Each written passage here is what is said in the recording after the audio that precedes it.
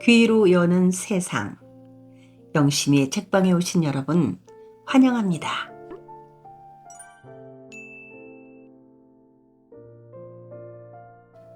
오늘 우리는 문순태 작가님의 도리화가 제9편을 함께 합니다. 지난 8편에서는 그렇게 아끼던 개양이가 잠적해버리고 한때는 자신의 퉁소가락에 취해서 해가 더디 지기도 하고 떠오르던 해가 주춤거리기도 했다던 퉁소 노인이 숨을 거두어 버렸지요.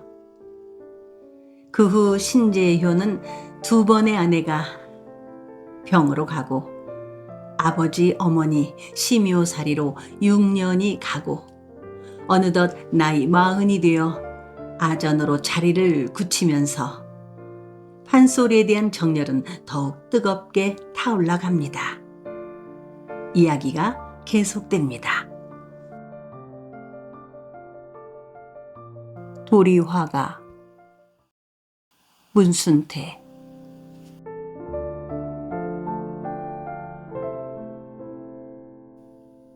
뭐시? 그렇다면 멍석이로 기어 들어가라는 게냐? 이놈을 당장! 오진사는 모두 띠물 뛰듯 분을 참지 못하고 소리를 내지르고 나서는 쌩하니 찬바람을 일으키며 몸을 돌려 세웠다. 신재유는 그런 오진사의 뒷모습을 보고 소리 없이 오달진 웃음을 떠올렸다. 그리고 안으로 들어와서 박만순을 비롯한 여러 소리꾼들한테 그 이야기를 하자 독리정사가 한바탕 들썩거릴 정도로 바글바글 웃음이 터졌다. 소리꾼들은 허리를 부단고 웃어댔다.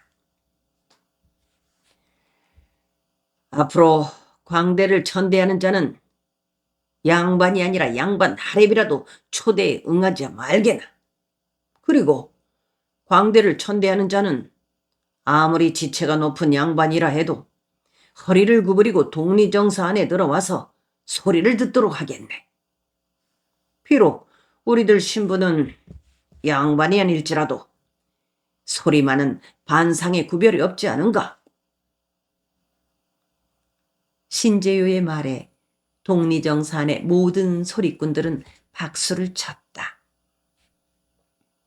다음 날 신재유는 사또의 부름을 받았다. 신재유가 예상했던 대로 사또는 전날에 있었던 오진사의 일을 꺼냈다. 사또, 소인은 오진사 어른한테 아무 잘못도 저지르지 않았사옵니다.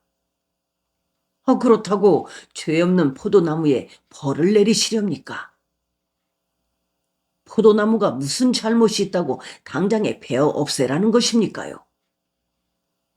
소인은 오진사 어르신이 오셨기에 안으로 영접하려고 했사오나 오진사 어르신께서 한사코 포도나무를 베어 없애기 전에는 안으로 들어서지 않겠다고 성화를 부리시다가 그만 돌아가고 말았습니다요. 생각해 보십시오. 사또, 오진사 어르신이 아무리 지체가 높은 양반이라고 해도 지금 한창 열매가 주렁주렁 열린 포도나무를 베어 없애라고 생트집을 부릴 수가 있는 것입니까요? 양반이면 남의 집 포도나무까지 베어라 말아라 할 수가 있습니까요? 신재유의 말을 듣고 난 사또는 실로 난감한 얼굴을 하였다. 사또는 한참이나 있다가 입을 열었다. 그렇다면 그 포도나무를 베어 없애는 대신에 그 값을 오진사한테 물어달라고 하면 어떻겠는가? 포도나무를 팔라는 것입니까? 그렇다네. 오진사가 포도나무 값을 물어주면 될 것이 아닌가? 순간 신재유는 심장이 뜨끔했다. 사또가 그렇게 나올 줄은 몰랐던 것이다. 하오나 어찌 소중한 생명을 팔겠사옵니까? 생명이라니. 다른 사람들은 어찌 생각할지 모르오나 소인한테는 그 포도나무가 아주 소중한 생명입니다요. 벌써 수년 전부터 해마다 여름이 되면 풍성한 포도가 열리고 잎이 무성해 시원한 그늘을 만들어주는 그 포도나무가 소인에게는 사람보다 더 귀하고 소중하답니다. 그러고 이제 정도 들었고 그러니 값을 톡톡히 부르게나. 차라리 제 목을 치시지요. 우리 집 포도나무는 소인의 목숨보다 소중하옵니다. 신재윤은 그러면서 어떤 벌이든 달게 받겠으나 포도나무만은 베어 없애지 못하겠다고 말했다. 사또는 결국 신재유의 고집을 꺾지 못했다. 물론 독리정사의 포도덩굴은 해마다 더욱 무성해져만 갔다. 신재유는 그의 제자들에게 앞들의 포도나무는 명창들의 소리를 먹고 자란다고 말했다.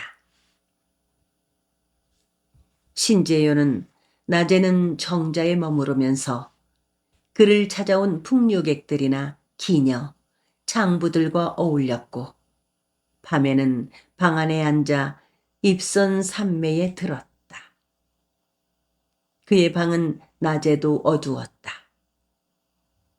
독리정사의 방 네 벽을 까맣게 먹칠을 하여 대낮에도 어둡게 하였다. 혼자 깊은 생각에 잠기는 것을 즐겼기 때문이다. 그 무렵 독리정사에 드나들며 신재유와 어울리거나 가르침을 받은 소리꾼들로는 이날치, 박만순, 김세종, 정창업, 김창록, 장자백, 전혜종, 허금파 등이었다. 광대 우두머리 홍두평과 제자 이경태 등도 독리정사에 오랫동안 머물렀다. 박만수는 전북 고부 수금리에서 태어나 운봉 안이에서 살았다. 그는 권삼득, 송흥록, 모흥갑, 염계달, 고수관, 박유전, 신만엽, 김세종 등 이른바 팔명창 이후 창학계의 혜성처럼 빛나는 명창이었다. 어렸을 때 주덕기의 문화에 들어가 소리 공부를 하다가 송흥록에게서 10년간의 수련을 쌓았다. 그는 스승인 송흥록의 실제 창법을 보고 듣기 위해 주야로 따라다니느라 밖에서 먹고 자기가 일수였으며 임실에 있는 폭포에서 독공을 쌓았다. 피를 토한 후 마침내는 깊은 산골짜기와 높은 산봉우리에서 울려나오는 소리를 내는 경지까지 도달하였다. 박만순이 처음 독리정사에 찾아왔을 때 신재윤은 그가 광대 행세의 첫째로 꼽는 인물치레를 하지 못하는 것을 보고 적이 실망했다. 박만순은 땅딸막한 키에 눈이 튀어나오고 뒤퉁수뼈가 부어오른 듯 주먹만큼 한 것이 불룩하게 붙어 있어 볼품없는 인물이었다. 옷차림은 꾀죄죄하였고 성격이 오만하고 잘난 체하기를 좋아하여 윗사람의 눈에 들기 어려운 듯 하였다. 소리에 대해서 아는 것이 많아 다른 소리꾼들의 소리를 들으면 이러니 저러니 사설이 어디가 틀렸느니 하면서 비평을 하였으므로 소리 광대들도 모두 그를 싫어했다. 박만순이 좋게 평가하는 소리꾼으로는 이날치 한 사람뿐이었다. 신재효는 박만순의 깊은 비평의 안목을 좋아했다. 특히 사설이 누구보다 정확했다.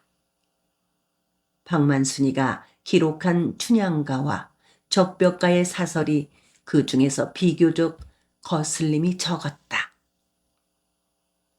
신재효가 듣기에 박만순은 출중한 명창이었다. 성음은 양성이고 창조는 우조로 전력을 다하여 한 번 소리를 내지르면 세세 통상성은 하늘에서 우레가 떨어지는 듯하였다. 여러 가지의 묘기를 갖고 있어 듣는 사람의 마음을 흔들었다. 힘있고 맑고 아름다운 성음에 점잖고 구수한 동작을 듣고 보노라면 스스로 마음이 즐거워졌다. 뼈대 있는 소리 광대들이 다 그렇듯 박만수는 절대로 권세의 위력 앞에 자존심을 굽히지 않았다. 흥선 대원군의 부름을 받고 상경할 때였다. 충청도를 지나는데 충청감사 조병식이 박만순을 불러 소리를 듣자고 하였다. 박만순은 대원이 대감께서 소인의 소리 입을 봉하고 올라오라는 분부가 있어 소리를 들려줄 수가 없소 하면서 조병식의 청을 거절하였다. 조병식은 마음속으로 이런 괘씸한 놈 어디 내려올 때 두고 보자 하고 벼르면서 박만순을 그냥 보냈다. 대원군은 박만순의 소리에 탐복했다. 그래서 쉴 새 없이 소리를 하게 하였다. 박만순이 노래를 부르다가 지쳐서 잠이 들면 대원군이 자신의 무릎을 베개 삼아 잠들게 하기도 했다. 대원군은 그에게 무과 선달의 직책과 애마를 상으로 내렸다. 운영궁에서 1년 남짓 머무르다가 고향으로 내려가게 되었을 때 대원군에게 충청 감사의 이야기를 꺼냈다. 대원군은 서찰을 써주며 조감사에게 전하라고 하였다. 그 서찰의 내용인즉 박만순의 소인은 죽여 마땅하므로 알아서 조처하되 죽이기 전에 꼭 그의 소리를 한번 들어보라 는 것이었다. 이때 박만순은 조병식 앞에서 그의 특장인 옥중가를 뽑았다. 조병식은 그의 소리를 듣고 나서는 과시 명창이다 라는 말을 되풀이하며 상까지 내려주었다. 박만순이 대원군의 부름을 받아 올라갔다 내려올 때는 그가 신재효를 알게 된 후의 일이었다. 그 전에 박만순은 신재효에게서 창법의 미흡한 점과 사설의 이치에 거슬리는 대목들을 교정받았다. 김세종, 이날치 등도 박만순과 함께 당대를 울린 명창들이었다. 이 세 사람이 비슷한 나이로 함께 발이 닳도록 독리정사를 드나들었다. 신재효는 이들보다 10년 안팎의 연상이었으나 그들은 신재효를 스승으로 깍듯하게 우대했다. 신재효가 비록 소리는 하지 않았어도 창법과 몸짓, 사설에 대한 잘잘못을 찝어내는 데는 신과 같았다. 신재효가 한번 창법에 내 입을 열면 온종일 그치지 않았다. 그리고 신재요의 지침을 받고 나면 반드시 소리가 한 단계 더 좋아졌다.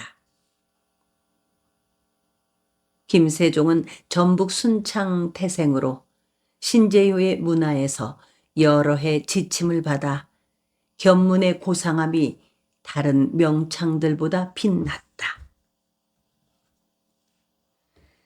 소리 광대라 하는 것은 워낙 근본이 미천하여 비록 득음했다 해도 천대를 받기 십상이다. 그러니 업신여기를 받지 않으려면 무엇보다도 인격 도야에 힘을 써야 하느니 신재요는 득음보다 더 중요한 것은 사람됨이라고 하였다.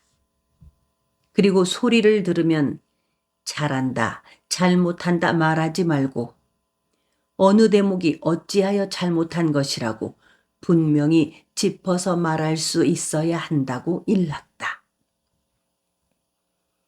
이런 지침을 받은 김세종은 아는 것이 넉넉하고 창학에 대한 이론과 비평의 안목이 당대의 독보적 존재였다.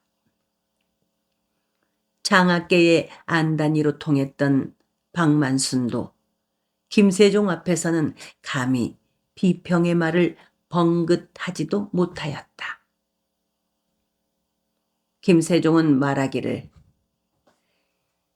창극조는 소리를 주체로 하여 그 짜임새와 말씨를 놓는 것과 소리의 억양 반복, 고저 장단이 맞아야 한다.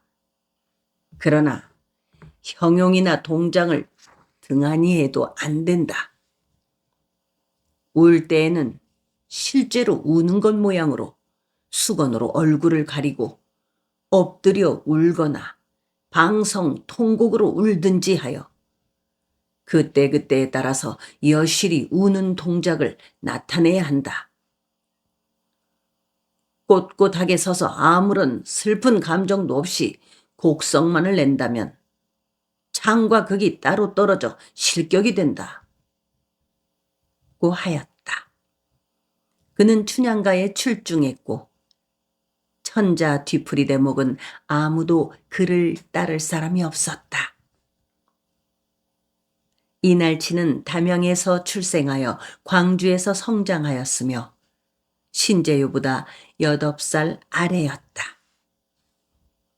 그는 처음에는 줄타기 명수였다가 후에 고수가 되었다.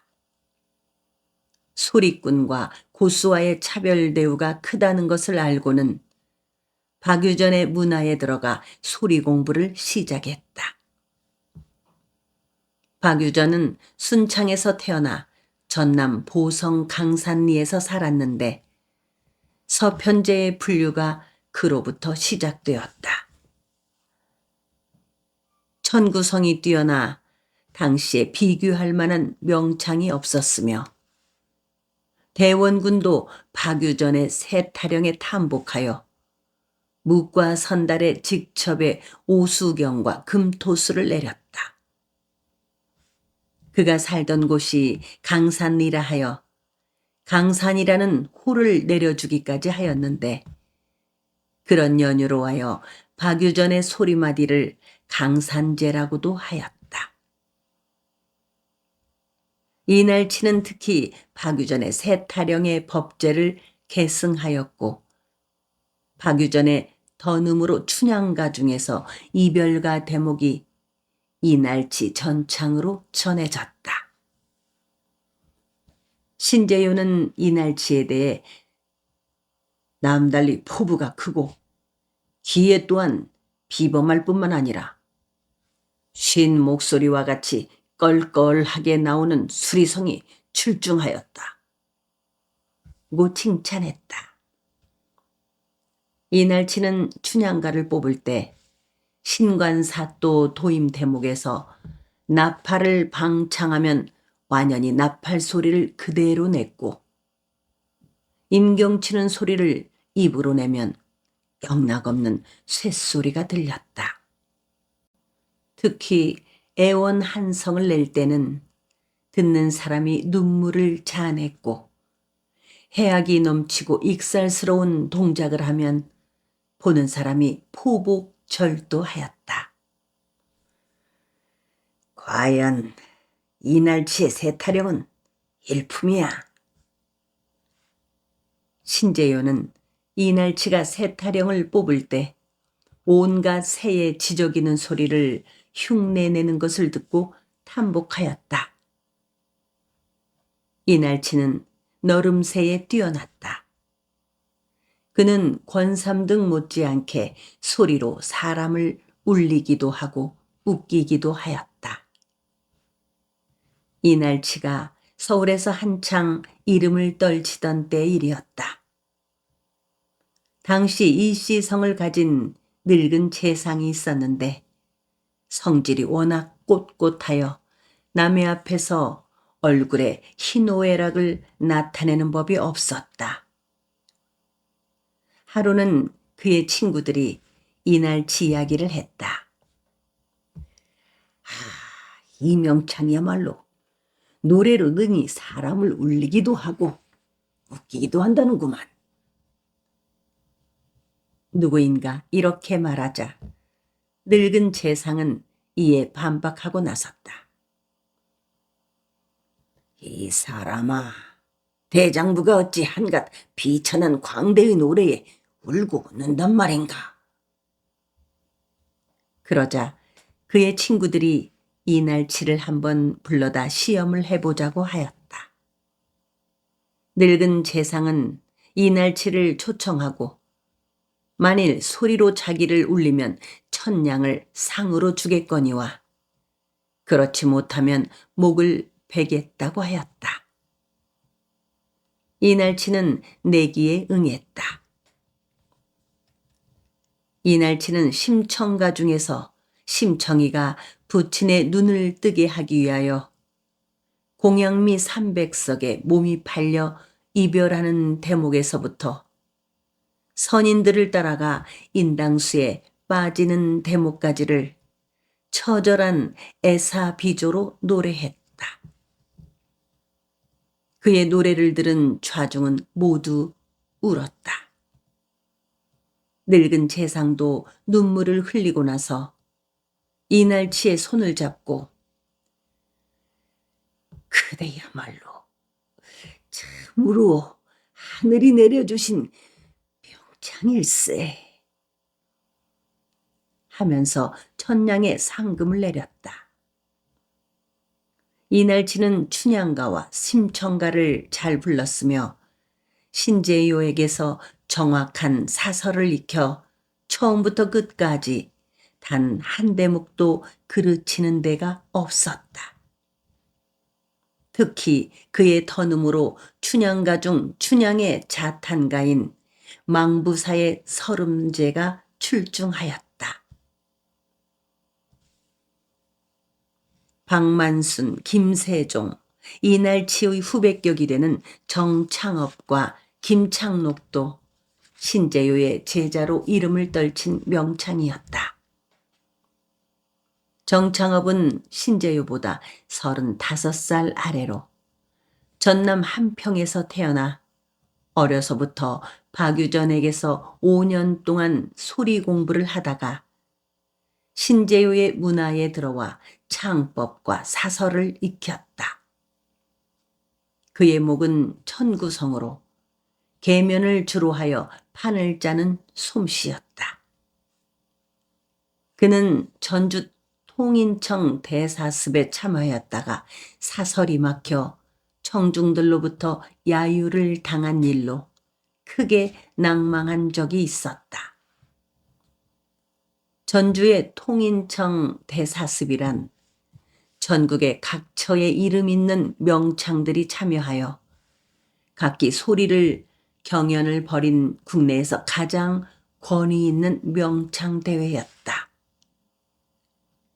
이날은 본부, 영문, 통인이 서로 다투어 행사를 성대하게 하려고 열을 올리는 바람에 싸움질을 할 때도 많았다. 광대의 인기에 따라서 관중이 몰리게 되는데 관중이 많은 편이 이기게 되는 것이므로 서로 자기 편으로 관중들을 이끌려고 하게 마련이었다. 관중들은 통인 한량의 두 패로 갈려서 설전을 하고 심하면 투석전이 벌어지기까지 하였다. 이런 패단이 생기자 영문 통인 대사습은 경련제로 열렸다. 따라서 대사습은 통인 노름으로 감사나 서울의 대가들과는 관계없는 순수한 민간놀이였다. 당시 광대들은 서울에 진출하는 것보다 전라 가명이 있는 전주에서 대사습에 참가하여 인정받는 것을 더 큰 명예로 생각했다. 그 때문에 전주 대사습에는 시골 광대들뿐만 아니라 서울에 이름 있는 광대들도 참가하여 한껏 실력을 발휘하고자 하였다. 그것은 전주가 광대들에 대한 대우가 어느 곳에서보다 나았거니와 판소리의 고장이 바로 전라도였기 때문이었다. 전라도에서는 어느 때를 가리지 않고 고을이나 마을의 잔치, 명절, 놀이 때는 반드시 판소리를 듣고 즐겼다. 또한 전주에서는 대사습이 끝난 뒤에도 소리를 좋아하는 이 고장 양반들이 재주가 뛰어난 광대들을 자기 집 사랑으로 초대하는 것이 유행이었다. 이 때문에 전주 대사습에서 명성을 얻게 되면 양반댁에 불려 다니느라 바빴다. 이들이 받는 행화도 두둑했다. 정창업은 29살에 처음으로 전주 대사습에 참가하여 춘향가 첫 대목을 불렀다. 첫머리에서 이도령이 광활루 구경에 나가려고 방자를 불러 나귀 안장 지으라고 분부한 대목이었다. 예, 방자야. 예. 내 고을 광활루가 경계가 유명타니 오늘은 구경 좀 가게 나귀 안장을 지어오라. 방자 분부 듣고 나귀 안장을 짓는다. 나귀 안장을 지을 적에 나귀 등에 솔질 셜셜. 이 대목까지 하다가 그만 사설이 막혀버렸다. 정창업은 당황하여 나귀 등에 솔질 셜셜. 나귀 등에 솔질 셜셜. 만을 되풀이하기만 했다. 다음 대목인 홍영자 공산호편 오감금천 황금룩이 생각나지 않았다. 그가 사설이 막혀 쩔쩔매고 있자 청중들이 여기저기서 수근거리기 시작했다. 솔질 좀 그만하거라. 솔질에 나귀 등 다 벗겨지게 생겼다. 관중들은 큰 소리로 비아냥거리기까지 하였다. 정창업은 얼굴이 붉어져 소리를 중단하고 말았다. 고향인 한평으로 돌아온 정창업은 3년 동안 두문불출하고 집안에 틀어박혀 피나는 독공을 쌓았다. 그러나 소리의 오묘한 법리를 혼자 힘으로 깨닫기는 어려웠으며 더구나 어려운 사설을 익히기가 힘들었다. 그는 고창으로 신재효를 찾아갔다.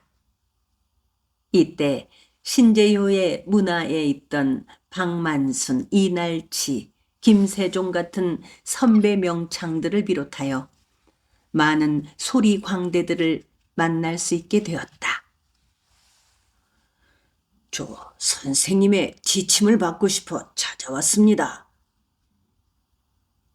정창업이 독리정사로 찾아가 신재효에게 큰절을 하고 제자로 받아줄 것을 청했다. 신재효는 우선 정창업에게 가장 자신 있는 대목을 한번 불러보라고 하였다. 정창업은 심청가 중에서 신봉사가 딸을 잃고 살인문을 붙들고 탄식하는 대목을 애원비사조로 비창하게 불렀다. 듣고 있던 신재효도 눈물을 흘릴 만큼 애원처절한 목소리였다. 그러나 신재효는 사설에서 상당한 잘못을 발견했다. 옆에 있던 홍두평도 잘못 불린 음료를 몇 군데 지적하였다. 우선 정창업은 사설을 더 익히고 상하청을 마음대로 구사할 수 있도록 창법을 익혀야겠네.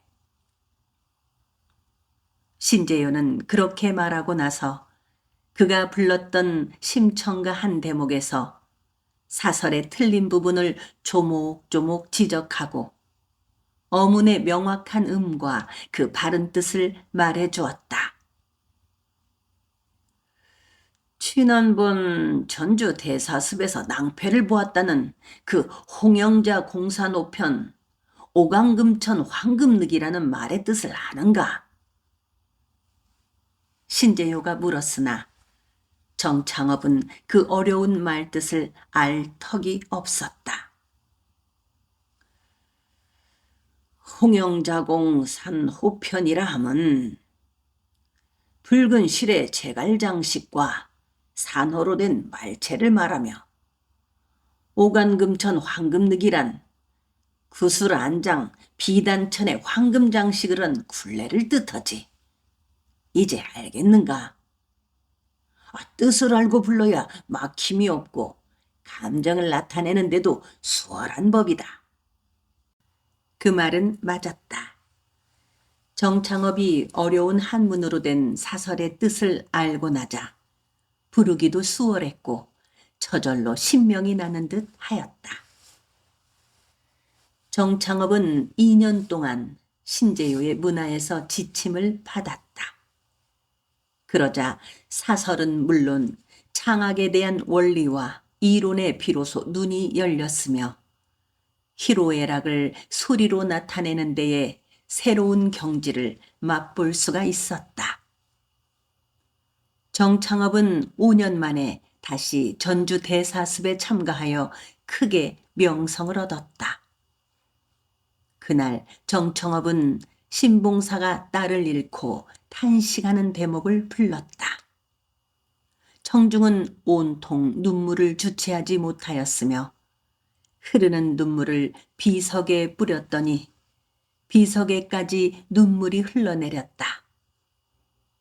그 후로 정창업의 소리에 비석도 눈물을 흘렸다는 소문이 퍼지게 되었다. 정창업이 명창으로 이름을 얻게 되자 하루는 그의 친구 장자백을 독리정사로 데리고 왔다. 장자백은 담양 출생으로 정창업과는 동갑이었다. 김세종에게서 소리 공부를 하여 전라도 안에서는 이름이 난 소리꾼이었다. 인물치레 하나는 잘했구만.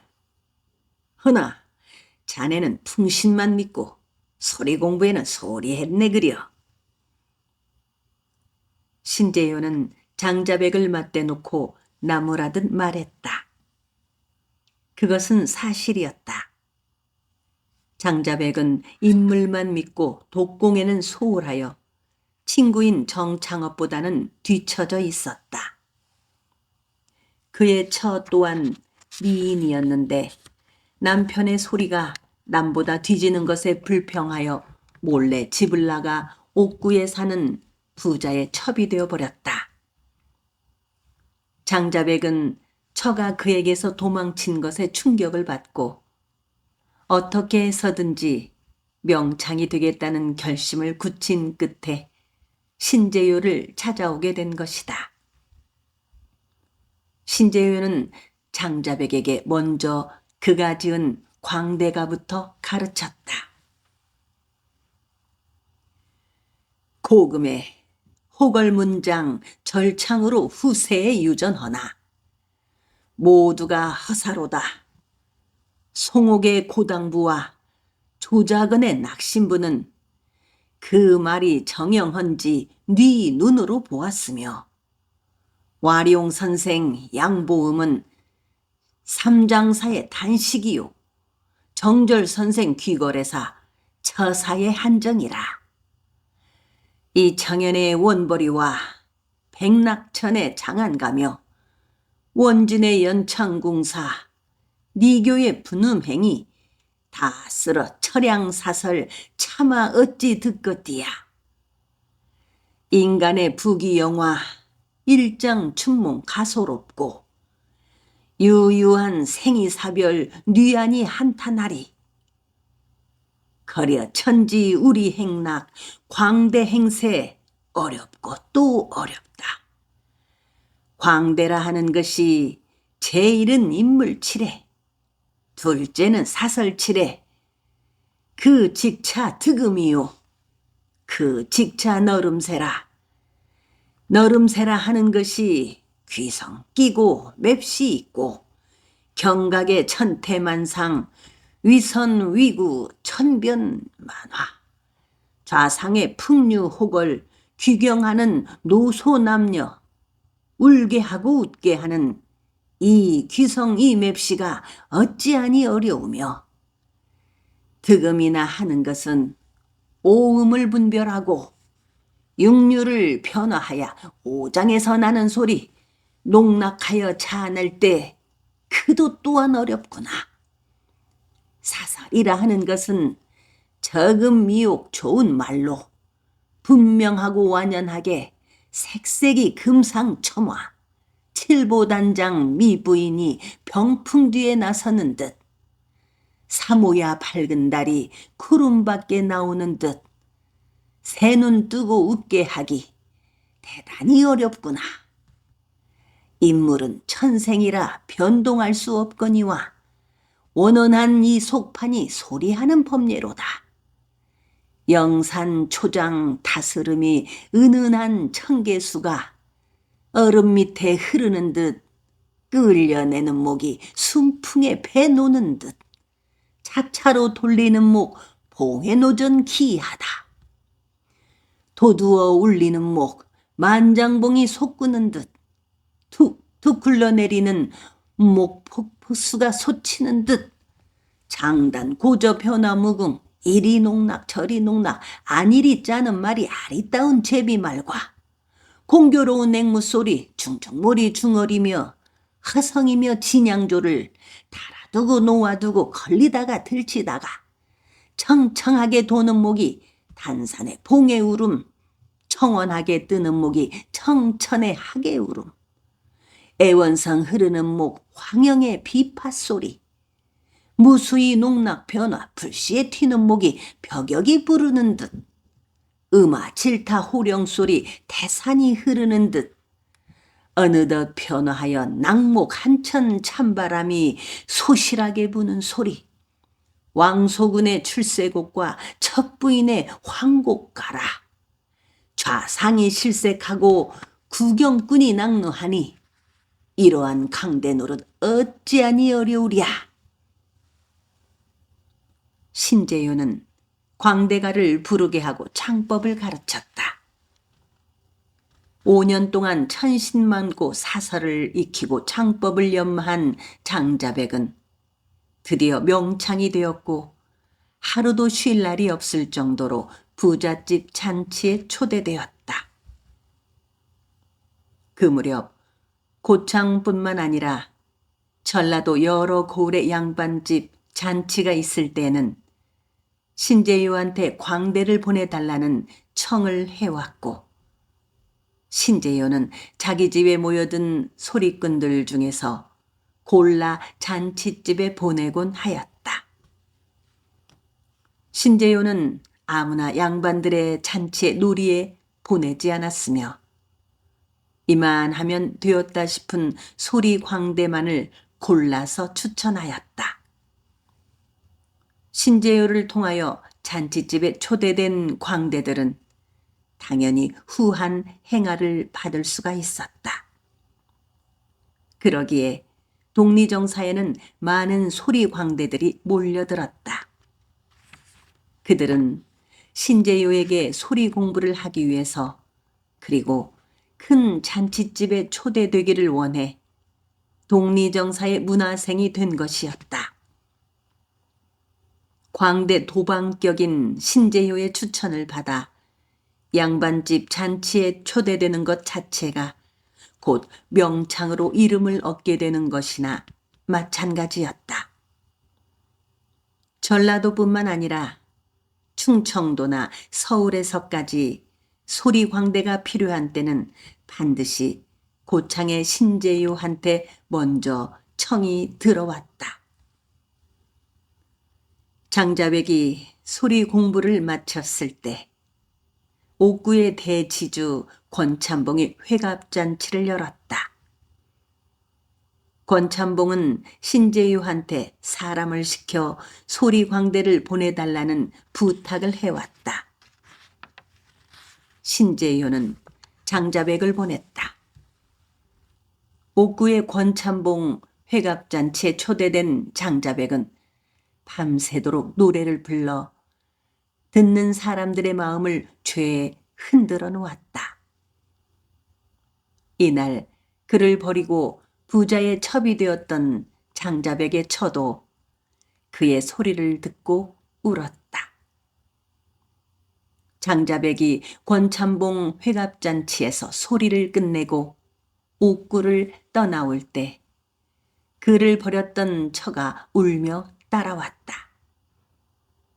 그녀는 지난날의 잘못을 애걸복걸 빌며 데리고 가줄 것을 애원했으나 장자백은 전처를 뿌리치고 혼자 돌아왔다. 장자백은 춘향가와 변강쇠 타령을 잘하였는데 신재요는 장자백을 만날 때마다 그가 알고 있는 변강쇠 타령을 부르게 하여 그 사설을 기록하였다. 이때에 동구마천 백모촌에 여러 초군 아이들이 나무를 하다가 지게 목발 두드리며 방아 타령을 하는데 묘에 올라 산전방아, 들에 내려 물방아, 여주 이천 밀다리 방아, 진천 통천 오려방아, 남창 북장 화약방아, 집집이 한임들 용정방아, 이 방아 저 방아 다 버리고 칠야 삼경 깊은 밤에 우리님은 가죽방아만 찢누나. 오다 방아 찢는 동무들아, 방아 처음 내던 사람 알고나 찢나 모르고 찢나. 경신년 경신월 경신일 경신시 강태공의 조작방아 사시장춘 걸어두고 떨구덩 찌어라 전세대동이 다 늦어간다. 장자백은 나무꾼 총각들이 부르는 방아타령 외에 농부가 목동과 산타령도 잘하였다. 장자백이 변강쇠 타령을 할 때마다 신재요는 시종 소리내어 웃었다. 특히 강쇠놈이 여자와 도방 살림하는 대목에서 박장대소를 하였다. 장자백과 동년배인 무장출생 김창록도 독리정사를 찾아왔다. 신재요가 듣기에 심청가는 김창록을 능가할 만한 사람이 없는 듯하였다. 특히 춘향가 중에서 팔도 담배가에 출중하였다. 김창록은 50살 이후로는 심청가를 부르지 아니하였는데 그 이유인즉 그가 심청가를 부를 때마다 그의 비창한 소리에 청중들이 너무 울기 때문이라고 하였다. 진채선. 신재요는 어느 날 독리정사에서 얼핏 낮잠을 자고 있는데 꿈을 꾸었다. 그는 꿈속에서 개항이를 만났다. 꿈속에서 본 개항이는 신재요가 옛날에 장성 비단골에서 처음 보았을 때의 봉선이 모습 그대로였다. 참으로 이상한 꿈이로다. 벌써 20년 전에 말 한마디 없이 호련히 행방을 감추어버린 개항이가 봉선이 모양을 하고 꿈에 나타나다니. 꿈에서 깨어난 신재효는 한동안 봉선의 뚜렷한 모습에 사로잡혀 있었다. 꿈에 나타난 봉선이의 모습이 너무 생생하게 머릿속에 남아 맴돌았다. 그는 이미 20여 년 전에 고창을 떠나버린 봉선이를 잠시도 잊어본 적이 없었다. 세월이 많이 흘러 이제 다시 만난다 해도 그녀를 한눈에 알아볼 것 같지가 않았다. 어쩌다가 개양이 또래의 동기를 볼 때마다 그녀의 옛날 모습이 희미하게 스쳐 지나갔을 뿐이었다. 신재효는 개양이가 어디에서 어찌하고 사는지 궁금했다. 그동안 개양이 소식에 무심했던 자신을 탓했다. 참으로 괴이한 꿈이로다. 무슨 연유로 개항이가 기생청에 들어오기 전 봉선이의 모습으로 나타났을꼬. 신재효는 한참 동안 꿈에 나타난 개향의 모습을 떠올렸다. 개양이가 그의 꿈속에 나타난 것은 처음이었다. 신재효는 꿈에 나타난 개향이의 모습을 떠올리면서 지금쯤 그녀가 얼마만큼 나이가 들었을까 하고 곰곰이 생각해 보았다. 개양이가 고창 기생청에서 자취를 감추었을 때 16살이었으니 어디엔가 살아있다면 지금쯤 중년의 나이에 어미가 되었을 것이라고 짐작했다. 봉선이의 꿈을 꾼 다음 날 신재효는 서둘러 단신으로 초산까지 금선이를 찾아갔다. 늦게나마 개양이의 소식을 알고 싶었다. 아무래도 꿈이 예사롭지 않은 듯 싶었기 때문이다. 그는 봉선이의 꿈을 꾸고 난 후에야 그간 자신이 봉선이한테 소홀했던 점을 반성하고 심한 자책감을 느꼈다. 자신이 조금만 따뜻하게 봉선이를 보살펴 주었던들 고창 기생청에서 자취를 감추어 버리지도 않았을 것이고 설사 종적을 감춘 후에라도 다시 나타나 도움을 청했을지도 모른다는 생각이 들었다. 봉선이는 한번 종적을 감춘 후에는 다시 신재효 앞에 모습을 나타내지 않았다. 어린 것이 더욱이 아비마저 사별하고 이 세상에 피부치라고는 한 사람도 없이 홀홀 단신 고단한 처지에 얼마나 서운한 생각을 품었으면 단 한 번도 소식을 주지 않았던 말인가. 신재효는 그렇게 자신을 탓하며 초산행을 서둘렀다. 그는 이제라도 봉선이를 찾아보고 형편이 어려우면 도와줄 생각이었다. 신재효가 그동안 봉선을 찾지 않았던 것은 나름대로 생각이 있었기 때문이었다.